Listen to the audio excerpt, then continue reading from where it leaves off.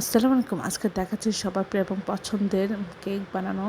আমরা প্রথমে এখানে ৩ টে ডিমের কুসুম আলাদা করেছি আর সাদা অংশ আলাদা করেছি।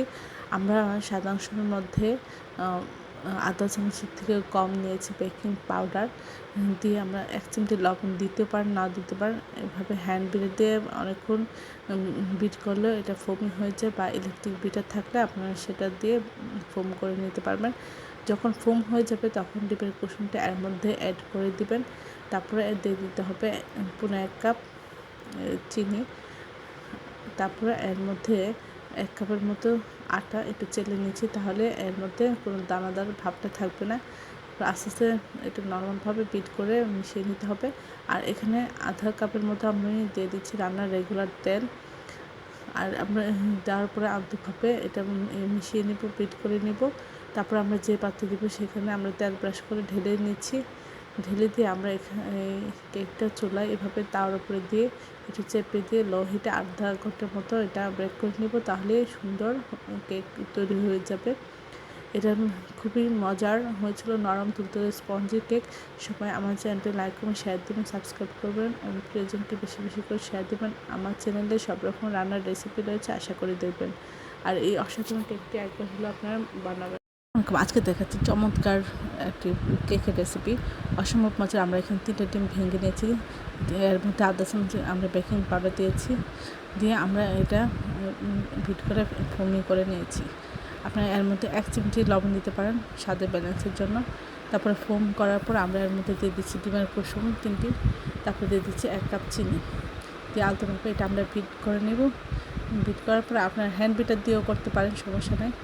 তারপরে আমরা এর মধ্যে দিয়ে দিচ্ছি 1 কাপ আটা, একটু চেলে দিচ্ছি আলতোভাবে। প্রথমে আটাটা মিশিয়ে তারপরে একটু বিট করে নেব। আপনারা এভাবে হ্যান্ড বিটার দিয়েও করতে পারেন, কোনো সমস্যা নেই। আর এর মধ্যে আধা কাপ রান্নার রেগুলার সয়াবিন তেল দিয়েছি। দেওয়ার পরে আমরা এখানে অর্ধেকটা ব্যাটার আলাদা করে নিয়ে এর মধ্যে অর্ধেকের মধ্যে আমরা কোকো পাউডার মিশিয়েছি, দিয়ে হালকা একটু বিট করে নেব। নিয়ে তারপরে আমরা এখানে ঢেলে দিচ্ছি। আমি সাদা যে ব্যাটার আছে এর মধ্যে একটু ফুড কালার দিয়ে হালকা গোলাপি করেছি, আপনারা সাদাও রাখতে পারেন, কোনো সমস্যা নাই। আমরা প্রথমে সাদাটা দিলাম, তারপরে ইয়েটা দিলাম, কোকো পাউডারটা দিলাম, তারপরে আবার সাদাটা দিলাম, আবার কোকো পাউডারের ব্যাটারটা দিলাম। এভাবে আমরা স্টেপ বাই স্টেপে একটা পর একটা আমরা দিতে থাকবো, দিলে একটু চমৎকার একটু ডিজাইনে পরিণত হবে। এই যে দেখুন, এখন আমরা কোকো পাউডারের ব্যাটারটা দিয়ে আমরা শেষ করে নিলাম। এখন আমরা এটা টুথপিকে একটা ডিজাইন করে নিচ্ছি, অসম্ভব সুন্দর হয়। আশা করি আপনারা এই ডিজাইনটা করতে পারবেন। এই ডিজাইনটা করে নিলে কেকের উপর ডেকোরেশন না করলেও সুন্দর লাগে, অসম্ভব সুন্দর দেখতে, চমৎকার লাগে। আর এটা খেতে অসাধারণ হয়েছিল। আশা করি আপনারা এই রেসিপিটা একবার হলেও ট্রাই করবেন।